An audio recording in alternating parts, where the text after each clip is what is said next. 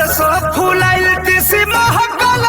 Bhojpuri industry में भैया एक तरफा के करो गाना बाजेला नु तो प्रमोद प्रेमी यादव के बा। हाँ भाई यूट्यूब पे गाना एकदम रेले एकदम पूरा हिट होता, एकदम पूरा आग लगा होता। प्रमोद प्रेमी के जितना भी होली के गाना आई रहे पहले भी मार्केट में ब्लास्ट हो रहे भैया। प्रमोद प्रेमी यादव को पूरा गाना होली के बाजता एकदम पूरा एकदम। प्रमोद प्रेमी मानता नहीं कि तनी विवादित स्टार कहा लन, लेकिन भैया इनकर गाना के नजरअंदाज नहीं करे के, काहे गाना बढ़िया बढ़िया गावेलन। इनकर आवाज बहुत ही मस्त बाटे।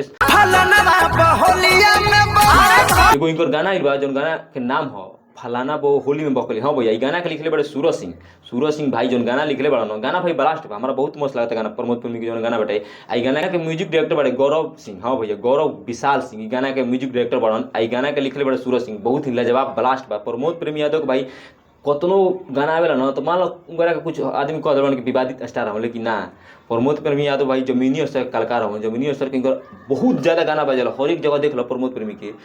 अगर लगन आ जाए भाई लगन हम सच कहते हैं लगन आ जाई तो प्रमोद प्रेमी यादव को हर एक ऑर्केस्ट्रा जहाँ जहाँ होला प्रमोद प्रेमी यादव को गाना बाजेला।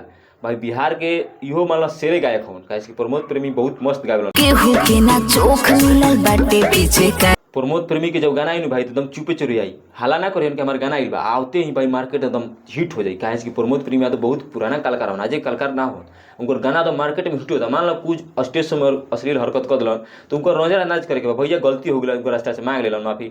लेकिन इनका जो गाना बाटे होली के हई भाई बवाल बाटे। जितना पवन सिंह जितना खेसारी लाल यादव के भैया गाना पर चाव देते रहो, रितेश पांडे प्रमोद प्रेमी के भाई गाना के सुन लो। काहे कि गाना मार्केट में आग लगा होता, नजरअंदाज नहीं करे कि भाई कि बेस्ट बना तो वही बेस्ट रही हमेशा ना। नया कलाकार के मौका देवे के बा, काहे कि प्रमोद प्रेमी नया नहीं खन बहुत पुराना कलाकार हो, लेकिन इनको को सुने के बा भैया बहुत खतरनाक गाना बाटे इनकर होली के एकदम मार्केट में इनका होली में बाजी।